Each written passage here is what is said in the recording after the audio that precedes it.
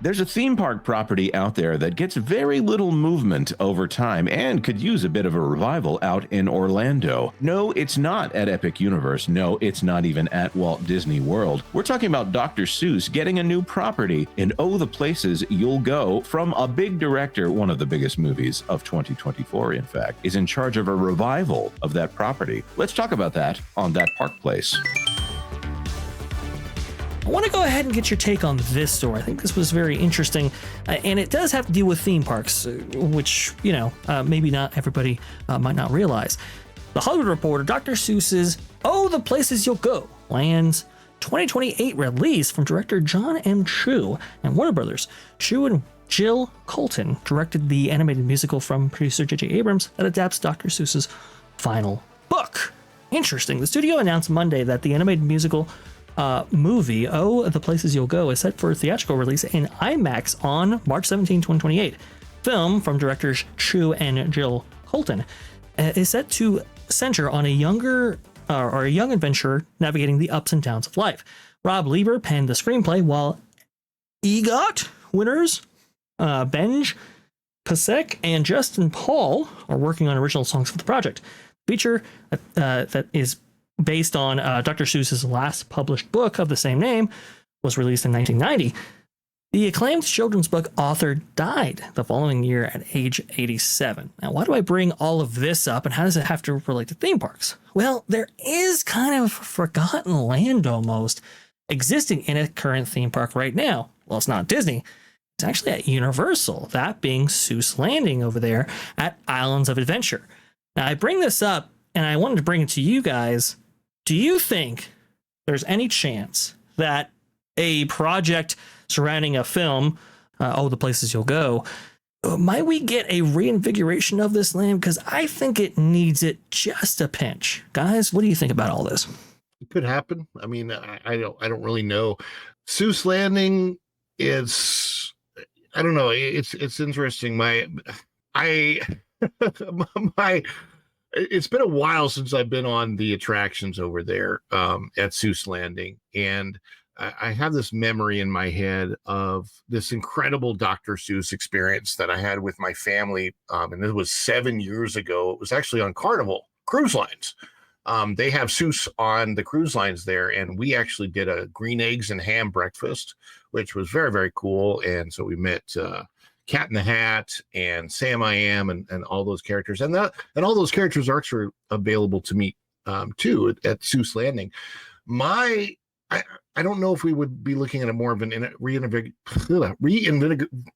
can't speak today, reinvigoration of this, or a future expansion to Epic Universe, because my understanding is that at Epic they have the land to expand and do quite a bit more over there, and we're just seeing a minimal starting point when they do open.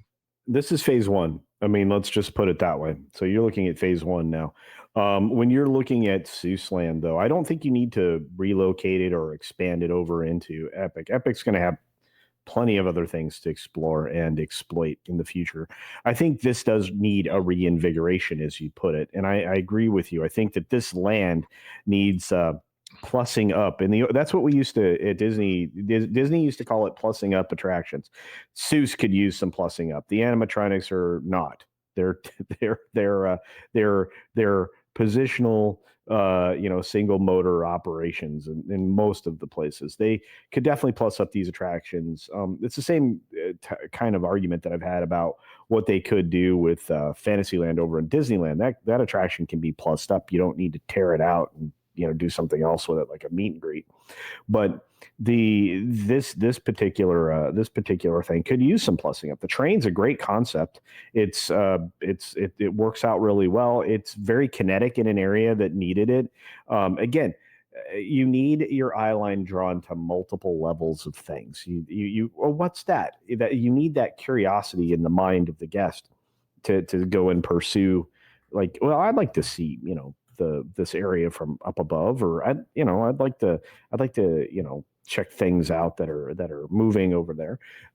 This particular area could use some plussing. I mean, there's a lot of open pathway that is right by the lagoon there that you could certainly exploit for plussing up. So there are not the dining options over here need to be plussed up a bit too. So this is one of those times when I'm like, don't destroy, make better. And Disney lost that spirit, and Universal certainly hasn't. So you could really make this area sing. There is some empty space here too that isn't being utilized to the fullest. There's a lot of wasted. This is a problem Disney has too. They waste a lot of queue space on attractions that don't necessarily need the queue. Right. So that's something that is space that can be utilized for other purposes. And I think this area is underappreciated and underused by guests. Then it certainly could benefit strongly from plussing up. So I love the idea of, maybe plussing up the adventure in this specific attraction and the area around it. But it's a lot of fun for kids. Kids love this area. And anyway, so I got to shut up now because I talk too much. No, the mantra out of Imagineering is, or at least was back in the day, was you don't build a church for Easter Sunday. And the idea was that you don't build super large queues for like opening day, for example, or high peak time. Because like you said, it's not the most space conscious. And I've seen this at Universal a lot where it's like, wow, this enormous queue when you're walking through it. And it's like, maybe they expected this to be a lot more popular than it eventually had been. And they could have maybe fit maybe one or two more attractions. I think this land, it's so interesting because obviously they Universal Creative were in contact with Dr. Seuss's widow, who provided them the rights to actually do this land, and was very strict on how things would actually be set, how things would actually look, especially given the issues with those amazing bright, vibrant colors. That was a real commitment by Universal's part in order to bring that to life, because you had to maintain those on the regular. These things fade into that Orlando sun over there. But Dr. Seuss's widow was the one to ultimately convince J.K. Rowling to partner up, having come from Disney, partner up with Universal Creative and bring the Wizarding World to life. So that's why I always have a fondness for Seuss Landing, because it was the stepping stone to so many amazing things that came after it. But I think the land is very charming, but it does need just a little bit of help. I think I noticed that most profoundly when I went in the summer of 2023. It was like, this could use a little bit of work here. So any project that might, I don't know, inspire Universal to look at this, I think is awesome. But I think, Ron, I think you're right. They're looking for expansions, especially with Epic Universe coming on board. Islands of Adventure, but also this land is the land that leads into what, I don't know if it's still on the board or not, but possibly Zelda coming to yes, the area that comes right after it. So you want to have what's the word that Culture was using when you go from one part of the park to another part, that lead in that makes you feel, feel very natural. And there are opportunities for them to do more, but again, like he said, they only would need to plus it up. There's nothing there that needs to be taken out. That's for sure. I agree with that. I think that's very accurate. Actually, you mentioned Zelda before, and I just want to go ahead and share this photo with you, get everybody hyped for the future of what might be coming to Universal Studios Parks and Resorts. Let's see if I can bring this up. Give me just a moment, guys. Sorry. Alicia Stella, Link looking good. Now, this is actually the Super Mario store, if I'm not mistaken. That's just outside of Super Nintendo World in the Celestial Park area. You can actually see Link very much represented there.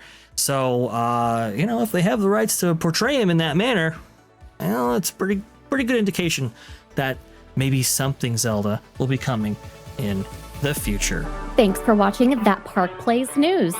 For more information, consider checking out www.thatparkplace.com.